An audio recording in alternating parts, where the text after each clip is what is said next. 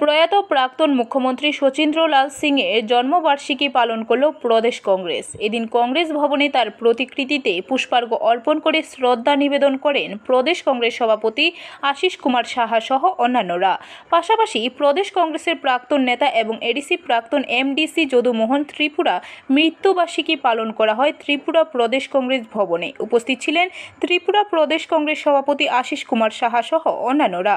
তার প্রতিকৃতিতে পুষ্পার্ঘ্য অর্পণ করে শ্রদ্ধা জানানো হয়। এদিন উপস্থিত ছিলেন দলীয় কর্মী সমর্থকরাও। পরে এই বিষয়ে বিস্তারিত তুলে ধরেন প্রদেশ কংগ্রেস সভাপতি আশিস কুমার সাহা। এই রাজ্যের আদিবাসীদের উন্নয়নের জন্য উনি এক গুরুত্বপূর্ণ ভূমিকা পালন করেছেন। আজকে ওনার এই প্রয়াণ দিবসে আমরা যদুমোহন ত্রিপুরার প্রতি প্রদেশ কংগ্রেসের পক্ষ থেকে শ্রদ্ধাঞ্জলি অর্পণ করছি।